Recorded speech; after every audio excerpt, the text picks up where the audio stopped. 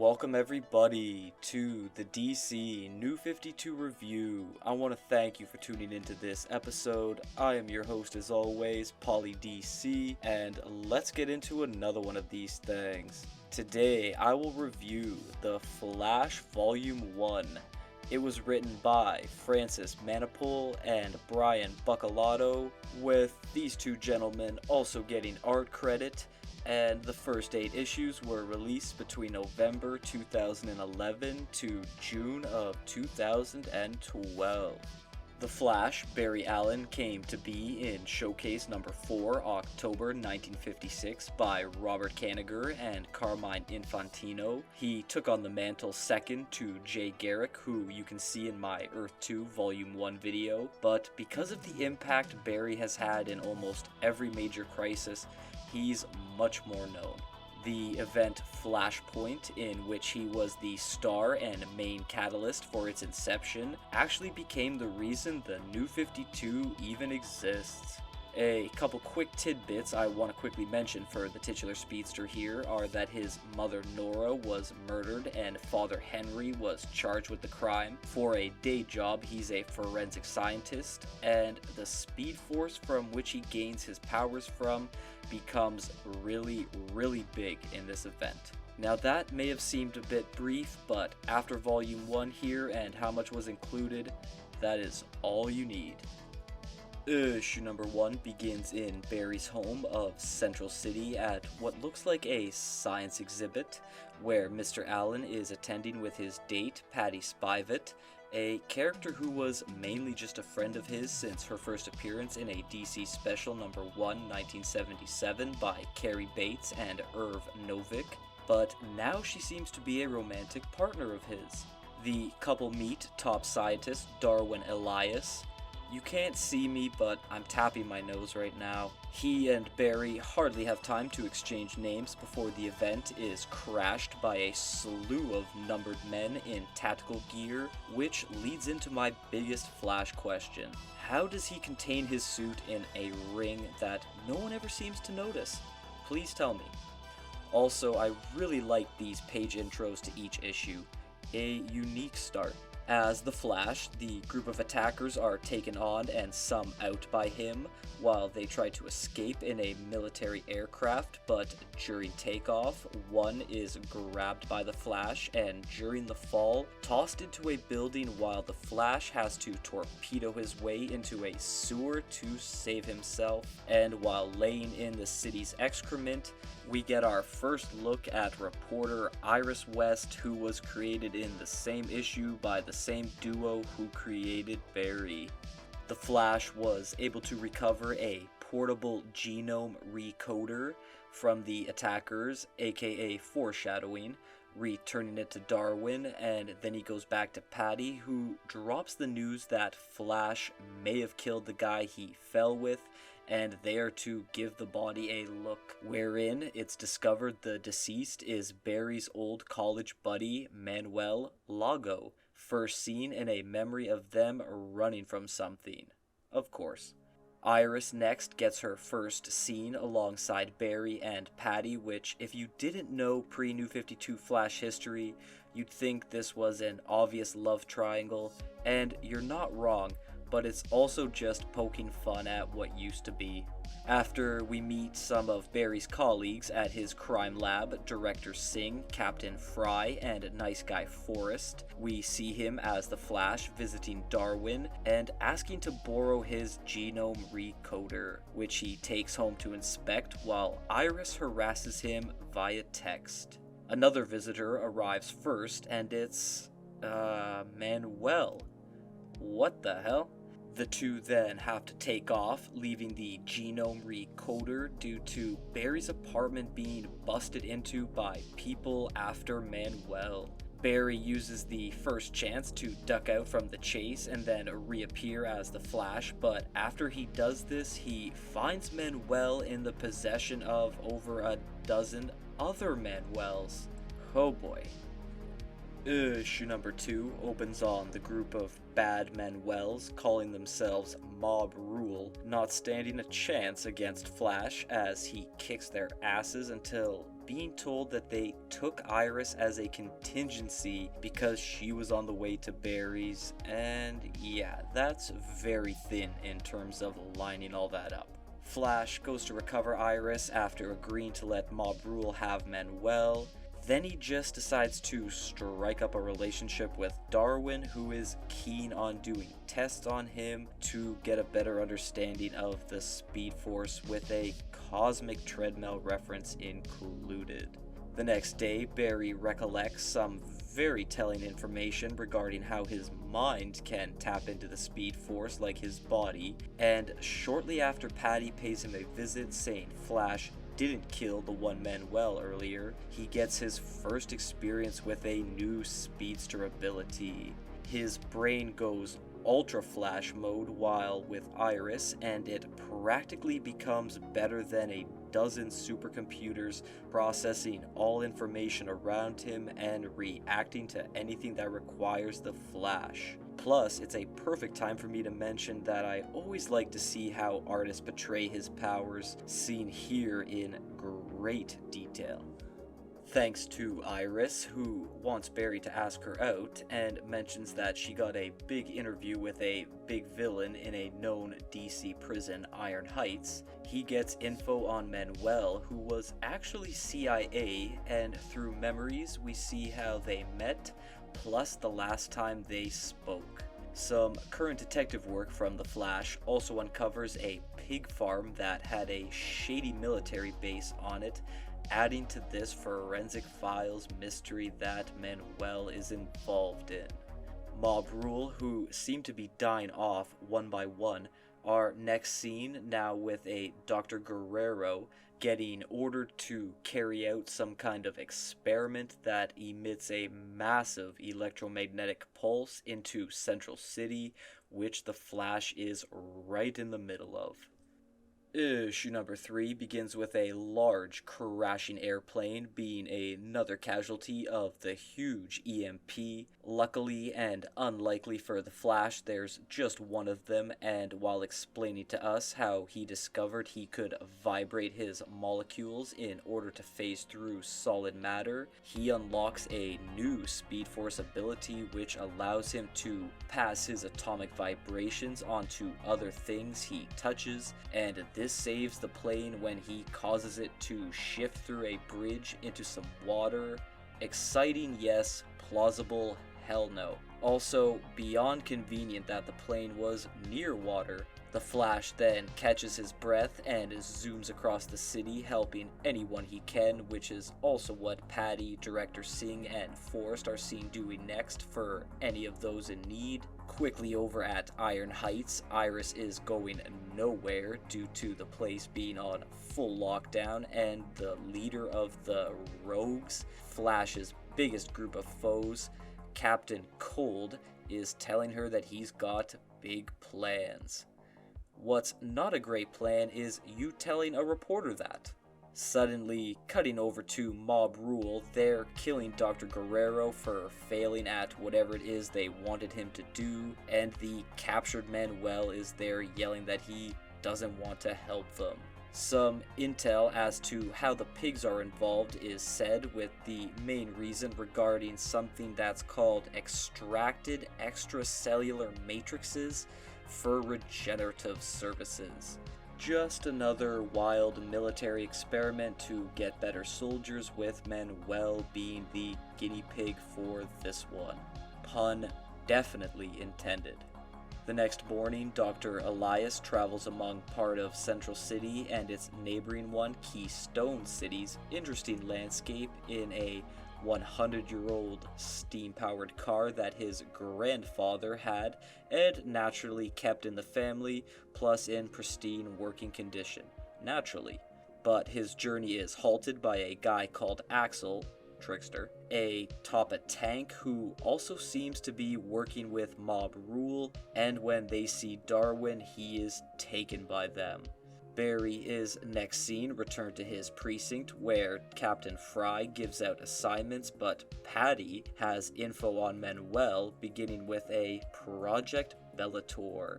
So the two giddy on up to a lab of the project and find Manuel with both his friggin' hands chopped off. Mob Rule is also still in the building and try to stop Patty from freeing Manuel, as Barry plans to use his new cognitive Speed Force powers, only to stutter and stall out, allowing him to be shot in the face right in front of Patty.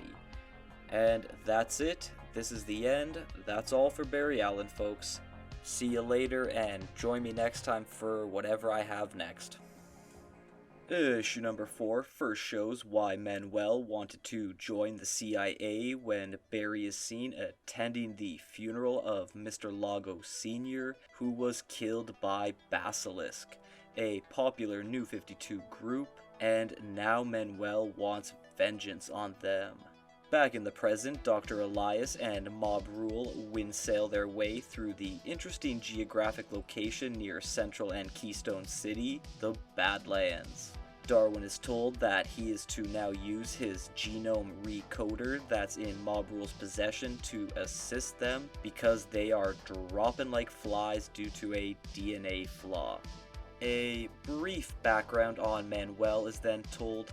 He became a huge super spy, but his vendetta against Basilisk eventually got him captured and naturally tortured, with his regenerative ability becoming a huge problem, since usually the ones doing the torturing only get 2 hands to hack off, but the Basilisk ones got limitless chances to take Manuel's hands, Ash Williams style. Fortunately, the severed hands that weren't disposed of for some reason all grew new Manuels that had his skill and a psychic link, but different personalities. So they went on to save their maker, who eventually became like a daddy to them.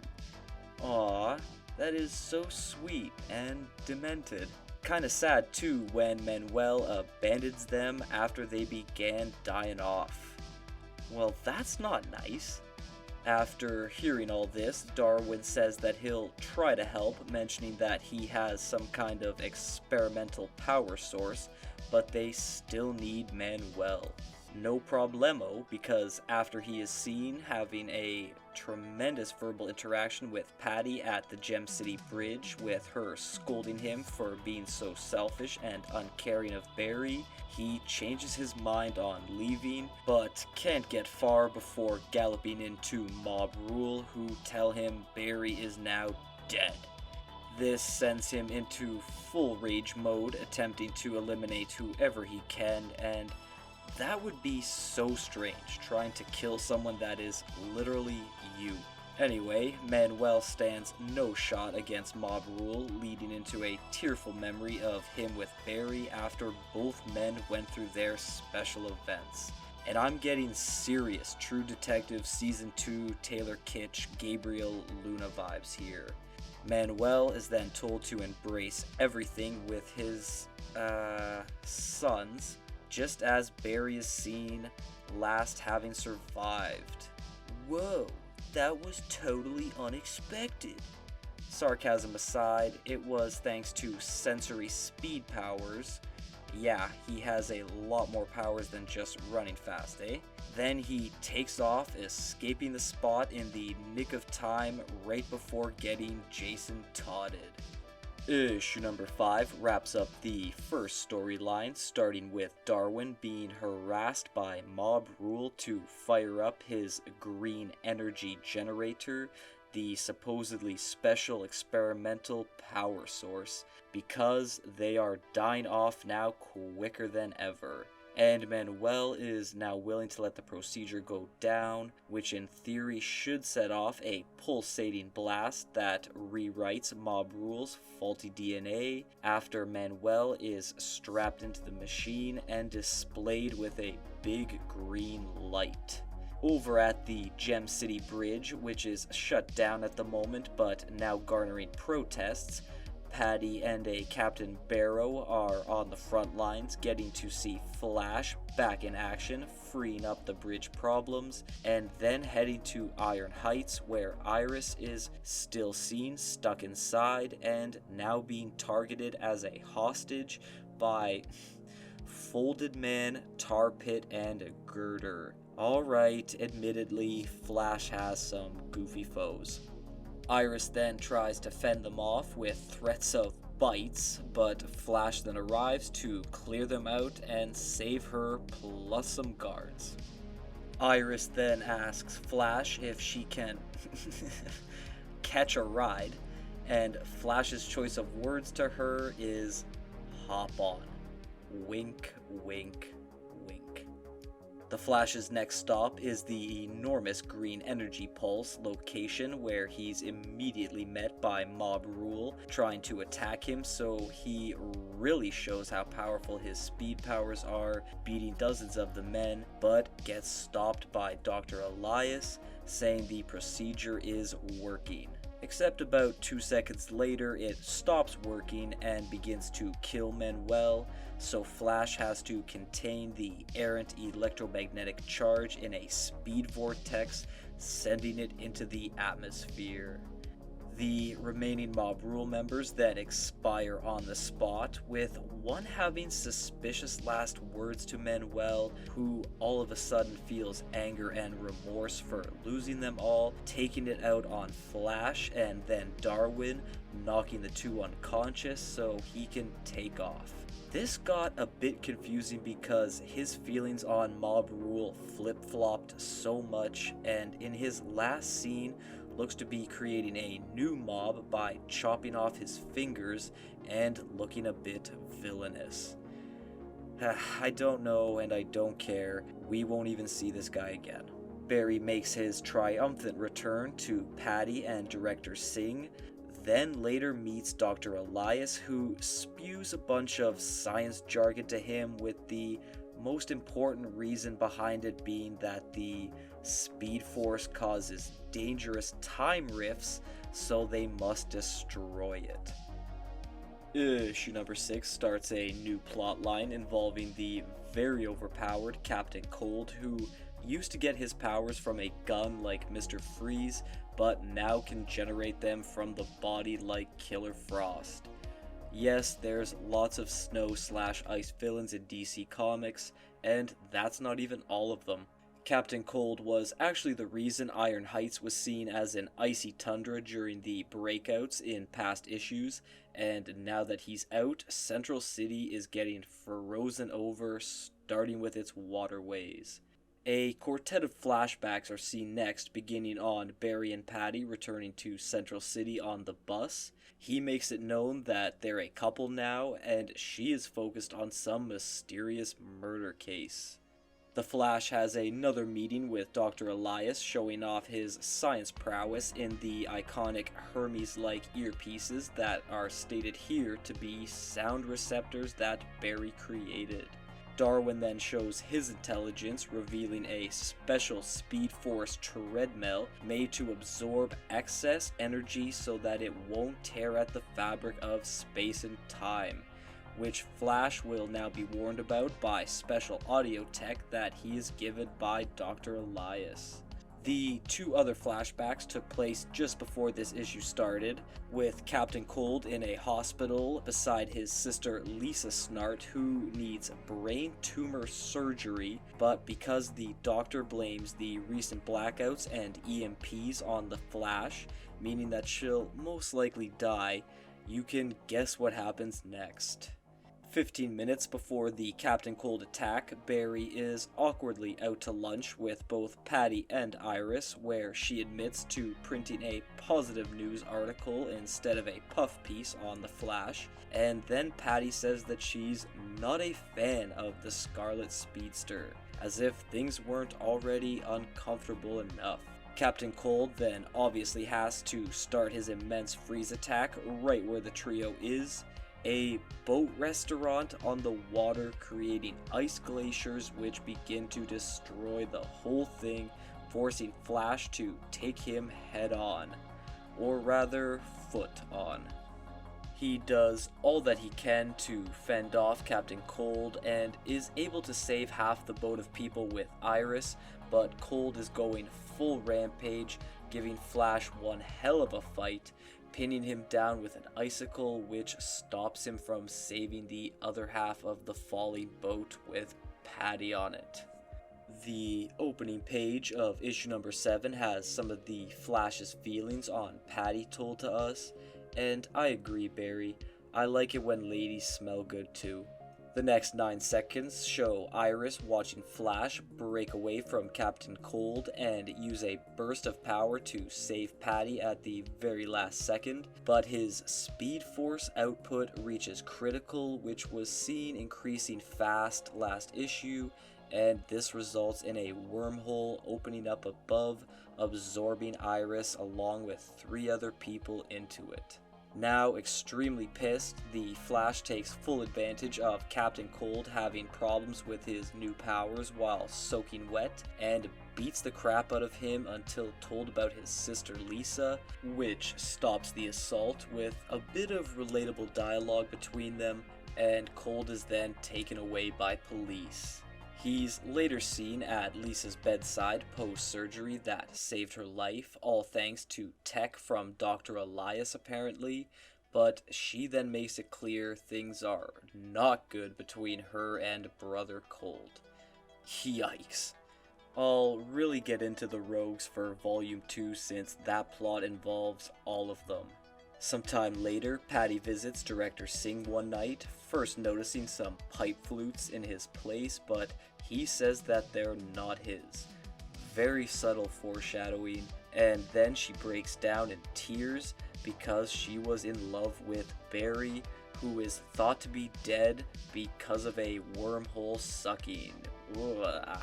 That didn't sound so good, but yeah, he has decided to remain quote-unquote dead for the moment after seeming to be a casualty of the wormhole like Iris and the other 3.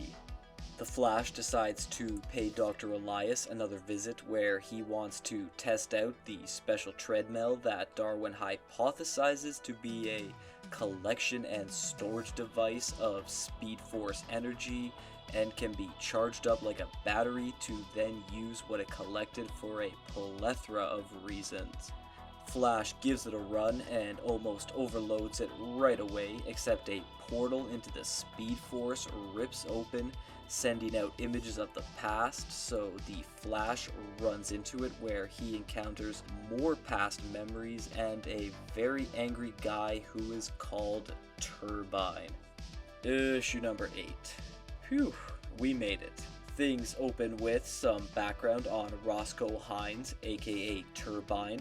He was a World War II pilot who, for unknown reason, was warped into the Speed Force. There's only one other scene in the USA here, so I'll mention that now. It's a memorial service for Barry Allen and other policemen who lost their lives recently, where Patty is also introduced to orchestra conductor and friend to director Singh, Hartley Rathaway, which most Flash fans will recognize to be the name of a rogue member, the Pied Piper. Back in the Speed Force, giving us great art, Roscoe is trying to fight the Flash with his Twister turbine powers and reveals that he knows Barry Allen is under the suit. Once the fighting sort of wraps up, Flash then asks Turbine if he's seen Iris, and then we see that 70 years trapped in this place has kinda made him a bit loopy. He then claims that the Flash is the key to figuring out all the secrets of the Speed Force, and then we get a minor info lot when Turbine explains the images from the past and present, also comparing the entire thing to basically a sun that needs to always be moving forward, but occasionally the energy that builds up inside it becomes too much and needs to be released. Things then get a tad grim when Flash discovers the Speed Force has stolen lives and many objects from all kinds of civilizations throughout history. Don't let Graham Hancock see this. Anyhow, the situation then turns ugly again when Flash won't agree to help Turbine escape back to 1944. No shit. So while trying to kill him, Flash, being ever so altruistic, still tries to save them as he runs into a vortex portal, leaving one of his gold earpieces behind for Iris to find.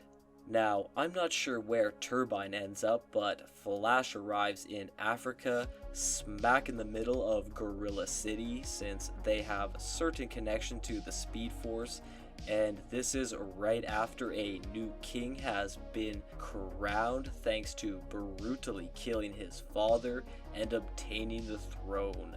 Meet Gorilla Grodd, easily one of the Flash's most formidable foes, and he will be discussed much more in Volume 3. Alright.